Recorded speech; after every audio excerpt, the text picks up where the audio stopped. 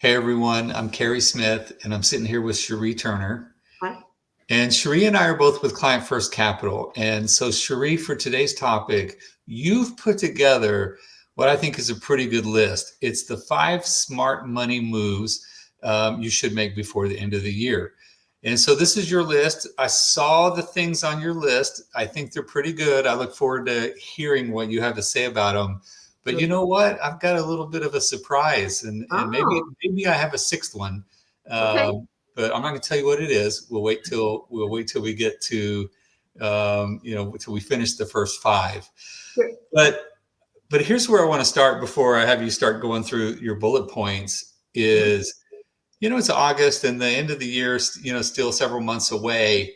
Right. Um, but I don't think it's too soon to be thinking about these things. A lot of these items require some strategy, some planning, some thought, maybe some preparation.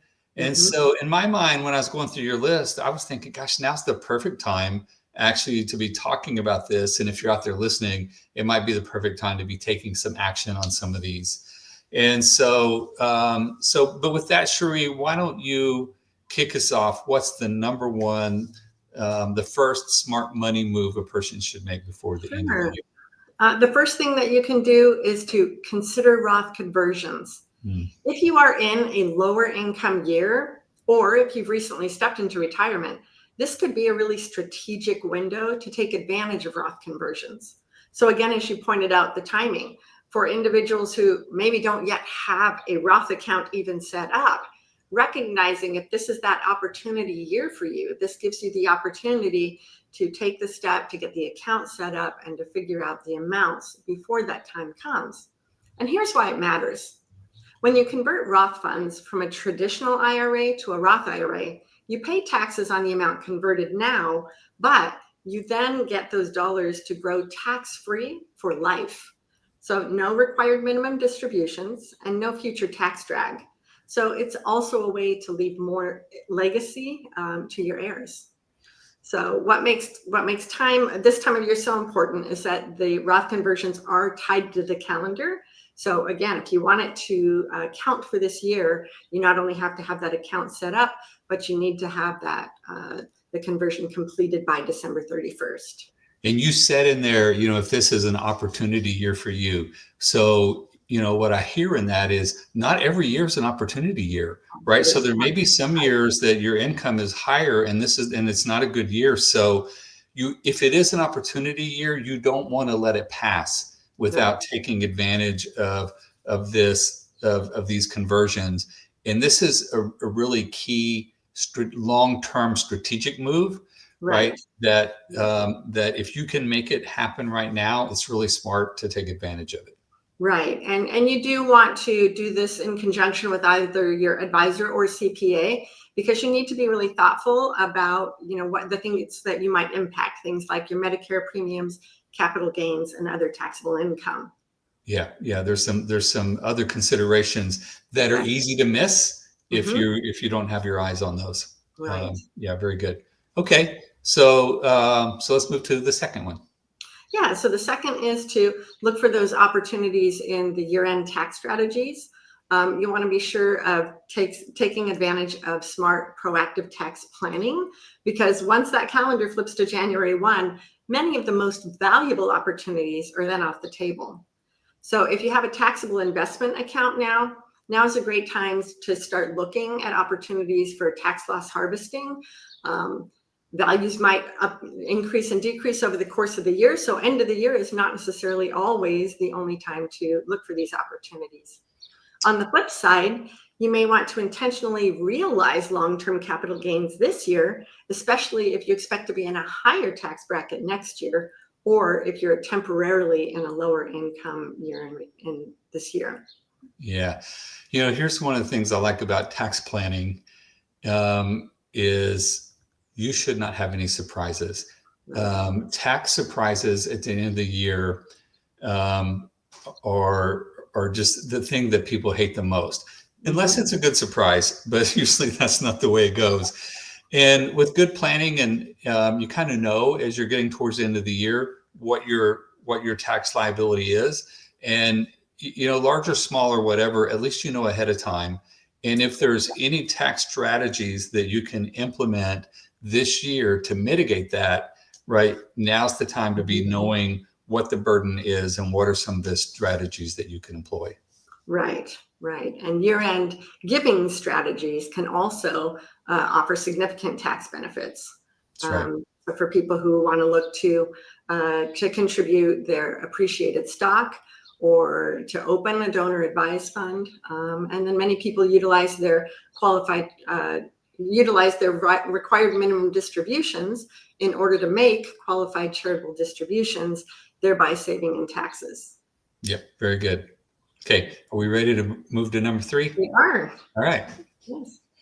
Number 3 is review your withdrawal strategy and your asset location. So as you approach or move through your retirement, how you withdraw money is just as important as how much you withdraw. So that's where your strategy really comes into play. And reviewing your withdrawal plan before the year end can really help you to reduce your tax liability, both now and in the future. So you'll want to start by looking where your income's coming from. So are you pulling from a taxable account, from a traditional IRA or 401k, or even from a Roth? The tax treatment of each of these different sources is different. And so the order in which you withdraw does significantly impact your tax bill, especially when it comes to avoiding unnecessarily capital gains or accidentally pushing yourself into a higher tax bracket. Yeah. So I just want to be real crystal clear here, because people a lot of times hear us talk about asset allocation, Right. right? But we're not talking about that at all here. We're talking about asset location, right? Mm-hmm. Right. Where is this money? What type of account is it? What is the tax liability if you make a withdrawal from it? And all of those sorts of things. And it requires some planning and some thought to make sure you have the best strategy moving forward, right? And so, but I just wanted to be real clear on that location, right? Where are these funds located and what type of account, Right. as opposed to allocation, which is very different. But this is a strategy that I think not enough people give it enough thought, Right. but it can be critical in your withdrawal strategy. Definitely. Okay. Yeah. All right. Well, let's jump on over to number 4.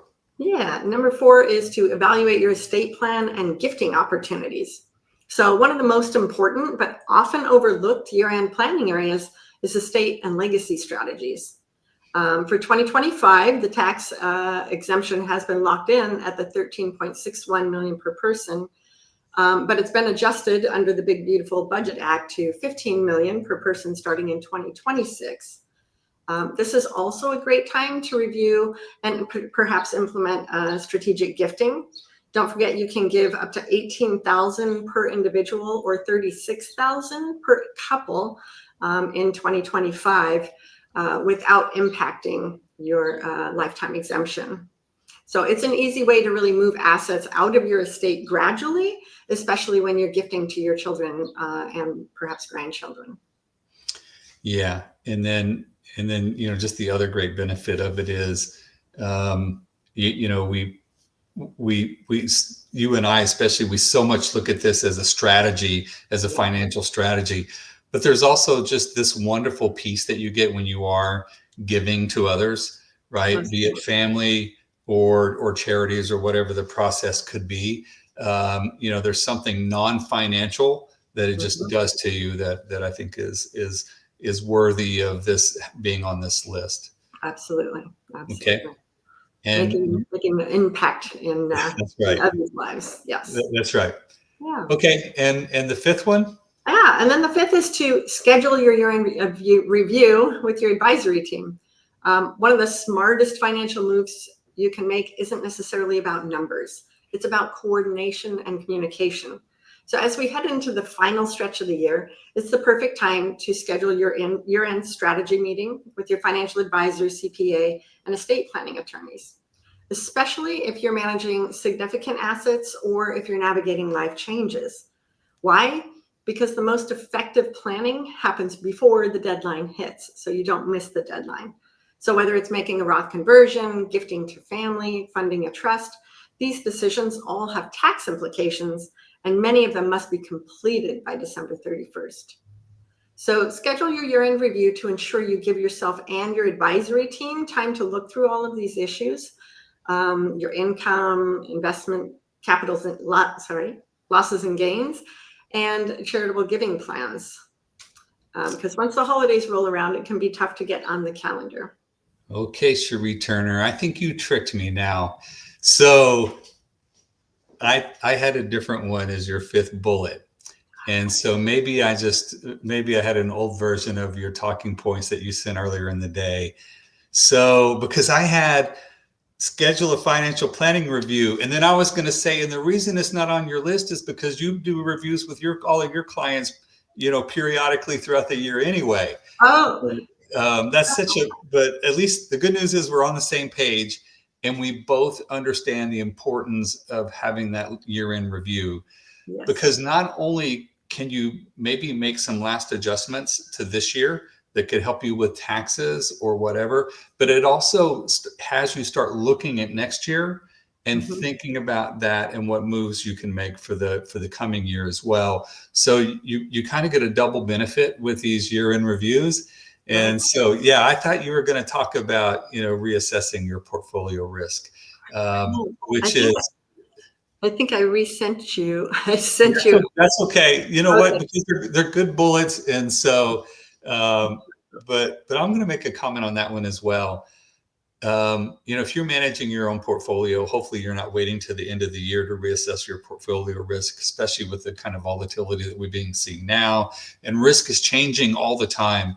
And this is one area where I really recommend, unless you feel that you're professional level at this, that you work with someone who has experience in this and is actively managing your portfolio ongoingly throughout the year, right? And then that year-end review of your portfolio is really just a review, right? As opposed to not necessarily making dramatic changes because you haven't looked at it in a while. So so we still had 6 bullets. And so I thought you tricked me there for a moment. So, okay. Any last comments before we wrap up? I would just say again, with a few intentional steps now, you can finish the year with purpose and really prepare for next year being clear, confident, and in control. Okay, very good. Clear, confident, and in control. All right, so thanks for watching. If you found this video helpful, please give it a like. It helps others find our content and helps them out as well. If you're planning for retirement or just want a second opinion on your strategy, we'd love to help by giving you a free financial consultation. So just head over to our website at clientfirstcap.com. And from there, you can either give us a call or schedule an appointment with us. Also, you can sign up for our newsletter as well if you want to receive some of our articles that talk about these types of topics. Cheri, good job. Thank you. Thanks, Cary.